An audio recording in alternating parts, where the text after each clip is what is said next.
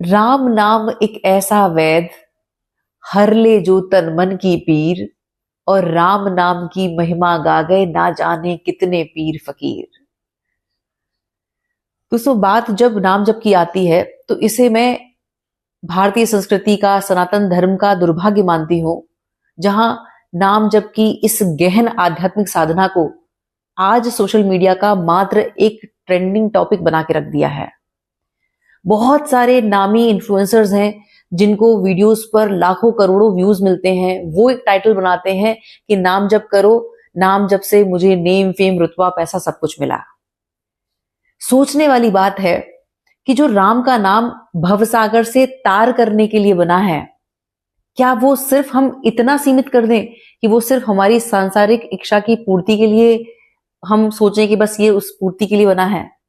मतलब आप ये समझे कि ऐसा हो गया कि राधा नाम या राम नाम एक एटीएम बन गया।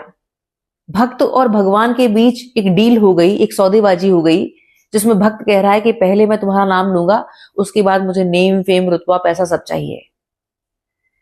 इसे दुर्भाग्य नहीं कहा जाएगा तो और क्या कहा जाएगा? जब हम अपने धर्म से जुड़ते हैं, आध्यात्म से जुड़ते हैं, जब हम विज्ञान से जुड़ते हैं, तब हम जान पाते हैं कि राम नाम की महिमा क्या है, राधा नाम की महिमा क्या है, नाम जप की ताकत क्या है।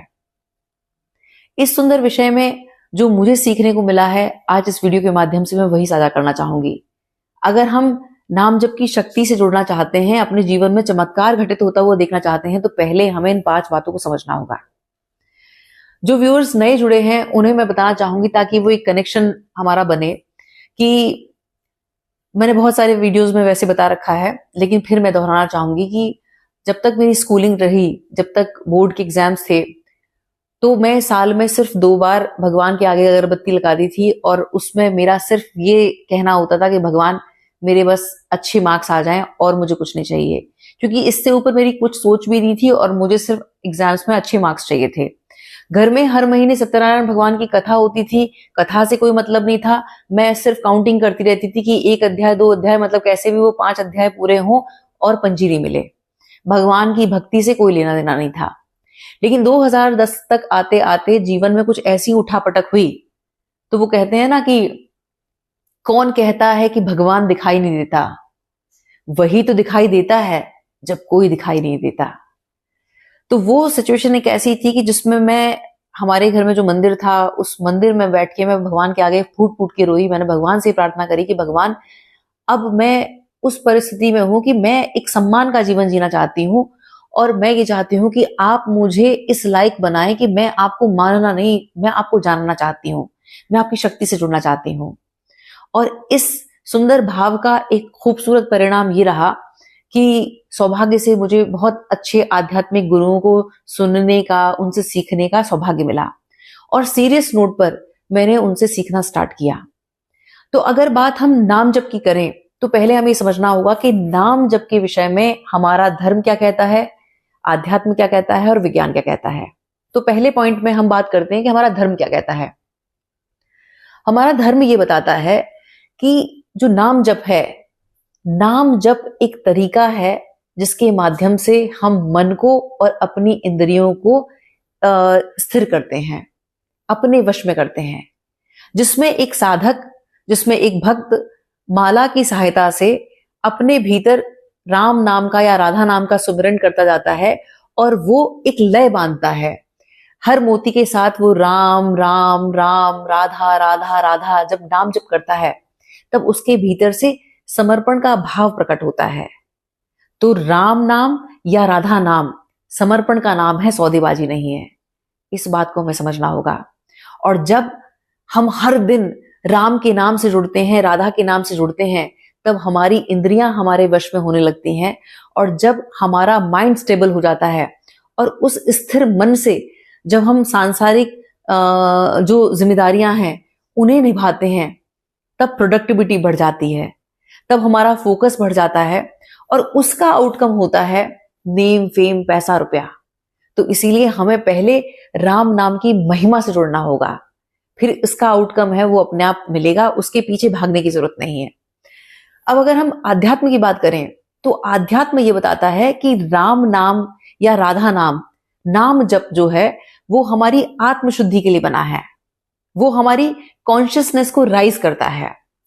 जब एक भक्त एकांत में बैठकर राम नाम का सुमिरन करता है, वो अपनी आती जाती सांस के साथ लयबद्ध होकर राम का नाम लेता है, राधा नाम लेता है, तो वो एक अलाइनमेंट में आता है। और आध्यात्म ये बताता है कि सारा खेल ऊर्जा का है, सारा खेल भाव का है। जब मन स्थिर होने लगता है, हमारा चित्त शांत होने लगता है, तब हमारी चेतना राइज होती है। और जब हम सुमिरन करते हैं राम राम, मन में बोले चाहे जोर जोर से बोले, जब हम उसको बार बार बोलते हैं तो हमारी वाइब्रेशंस हमारे भीतर से बनती है, एक तरंग पैदा होती है, और वही हमारे ऑरा को बनाती है, वही हमारे एनवायरनमेंट को पॉजिटिव करती है। और जब हमारा ऑरा पॉजिटिव होने लगता है तो वो आउटकम ये रहता है कि हम ऐसे ही लोगों को अपनी लाइफ में अट्रैक्ट करते हैं। इस तरह की परिस्थितियां, इस तरह के लोग स्वतः ही हमारे तरफ आकर्षित होने लगते हैं। तो ये प्रभाव होता है जब हम आध्यात्मिक रूप से राम की महिमा को या राधा नाम की या नाम जप को हम समझना शुरू कर देते हैं। अब अगर हम तीसरी पॉइंट की बात करें, अगर हम इसको वैज्ञानिक दृष्टिकोण से देखें तो विज्ञान हमें ये बताता है कि जो राम नाम है या नाम जप की जो शक्ति है, तो जब रिपीट मोड पर एक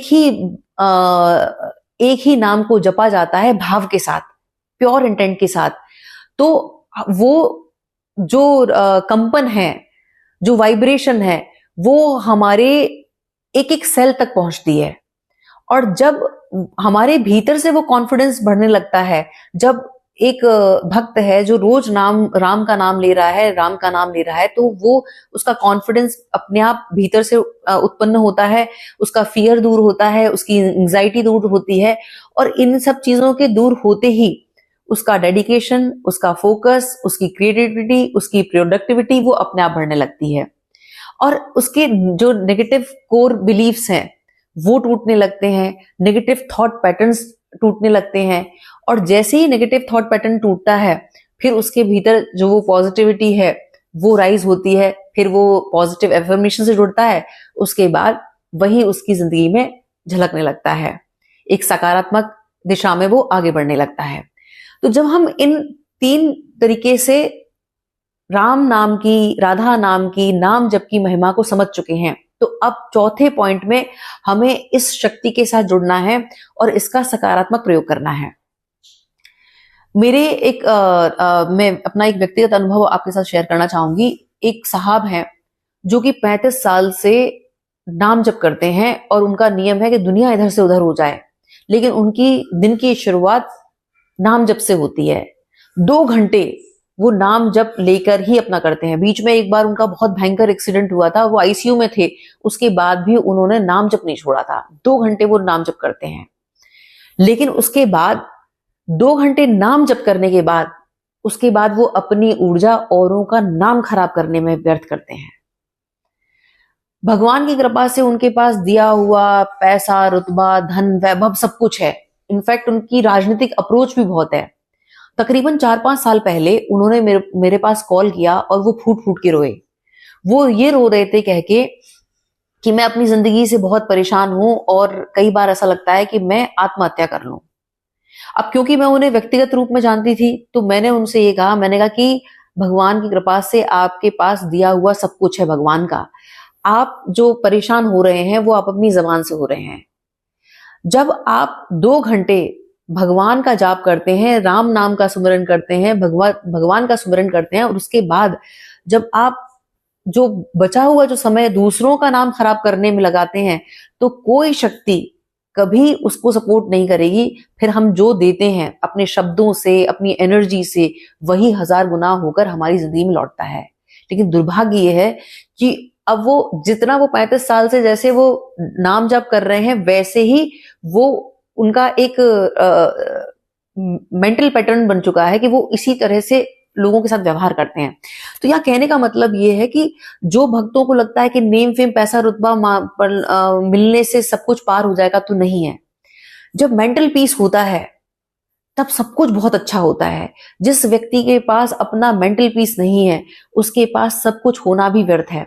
आप ये सोचें कि जो सेलिब्रिटीज हैं उनके पास नेम फेम, रुतबा, पैसा सब कुछ होता है, पर फिर वो क्यों आत्महत्या करते हैं? सोचने वाली बात यह है। और इसी प्रकार जब हम नाम जप कर रहे हैं तो हमें पैसा और ये सब मांगने की जरूरत नहीं है। हमें ये मांगना है कि प्रभु अपनी कृपा मुझ पे बनाओ, मेरे चित्त को शांत रखो, आप जो मुझसे कराना चाहते हैं आप वो कराओ, मुझे आप अब जो बनने के लिए मुझे बनाया था आप मुझे उसके लिए प्रयोग करो। जब भगवान की प्लानिंग के हिसाब से सब कुछ होगा और हम उसके साथ बढ़ने को तैयार होंगे, तो फिर वो भगवान की जिम्मेदारी है कि कब कैसे कहां वो हमें प्रयोग करते हैं। और इसके लिए सबसे सुंदर आदर्श है हनुमान जी का। आप ये देखेंगे हनुमान जी भगवान जी के सबसे प्रिय हैं, भगवान श्री राम के सबसे प्रिय हैं। कभी ये देखा कि किसी भी प्रसंग में ये सुनने को मिला कि भगवान श्री राम के पास हनुमान जी अपना कोई काम लेके पहुंच गए हो। बड़ी अच्छी चौपाई है जो कहती है कि विद्यावान गुणी अति चातुर, राम काज करबे को आतुर। अगर हम वाकई ही भगवान की महिमा से जुड़ना चाहते हैं, राधा नाम की महिमा से जुड़ना चाहते हैं, राम नाम की महिमा से जुड़ना चाहते हैं, तो उसका एक ही तरीका है कि हमें स्वार्थ से नहीं जुड़ना है। हमें प्योर इंटेंट के साथ अपने भाव को ऐसे रखना है कि प्रभु आप मुझे प्रयोग करो, मुझे इस लायक बनाओ कि मैं आपका निमित्त बनकर इस लोक कल्याण हित में कार्य आ पाऊं। पांचवा और अहम, ये एक रियल स्टोरी है, महेंद्र सिंह धोनी जी की लाइफ पर बनी थी। आप लोगों में से बहुत सारे लोगों ने ये मूवी देखी होगी। इसमें एक बड़ा अच्छा सीन है जिसमें जो महेंद्र सिंह धोनी जी की, बहुत ध्यान से सुनने की बात है, समझने की बात है इसमें, कि महेंद्र सिंह धोनी जी की जो वाइफ है साक्षी जी, वो इंटर्नशिप कर रही थी किसी होटल में और इंडियन टीम उसी होटल में रुकी हुई थी। अच्छा, उनका इंटरेस्ट, साक्षी जी का इंटरेस्ट इसमें था नहीं, क्रिकेट में था नहीं, तो वो जानती भी नहीं थी कि महेंद्र सिंह धोनी कौन है क्या है। और उनका जो और स्टाफ था, होटल स्टाफ था, वो मरा जा रहा था उनसे मिलने को और उनका ऑटोग्राफ लेने को। अब होता यह है कि एक सीन में दिखाया है कि महेंद्र सिंह धोनी जी अपने रूम की मांगते हैं, कहीं बाहर से आते हैं, तो वो साक्षी जी रिसेप्शन पे होती हैं, तो वो कहती हैं कि सर आप अपना आईडी कार्ड दिखाएं। तो वो बोलते हैं कि मेरे पास आईडी कार्ड नहीं है, वो मेरे रूम में है, आप मुझे कीज दे दीजिए। तो बोले कि नहीं सर मैं ऐसे नहीं दे पाऊंगी। तो उन्होंने कहा नहीं, मेरा नाम महेंद्र सिंह धोनी है। वो 2-3 बार कहते हैं, लेकिन वो कहती है सर वो तो मैं नहीं कर सकती, पहले तो मुझे आईडी कार्ड देखना होगा। महेंद्र सिंह जी ये सोच के हैरान होते हैं कि यार अपना परिचय देने के बाद भी ये बंदी मतलब आश्चर्य नहीं कर रही है। अच्छा, उन्हें वाकई नहीं पता था कि वो कितनी बड़ी हस्ती हैं, क्योंकि वो क्रिकेट देखती नहीं थी। लेकिन जब उनकी और जो स्टाफ मेंबर्स हैं वो उन्हें बताती हैं कि पागल, इनका तो बड़ा जलवा है और ये तो इनकी फैन फॉलोइंग है, और वो बताती हैं कि ये तो इंडियन टीम के बहुत नामी क्रिकेटर हैं, तो वो फिर हैरान हो जाती हैं और फिर वो जाके माफी मांगती हैं और कहती है कि सर, बहुत निश्चलता से कहती हैं कि सर एक्चुअली में मेरा कोई इंटरेस्ट नहीं ना क्रिकेट में, इसलिए मैंने देखा नहीं। तो यहाँ महेंद्र सिंह धोनी जी कहते हैं कि नहीं नहीं, इसमें कोई दिक्कत नहीं है, बल्कि मैं ये अप्रिशिएट करता हूं कि आप अपने काम को बहुत डेडिकेशन के साथ कर रही थी, जो कि अब बहुत रेयर दिखता है।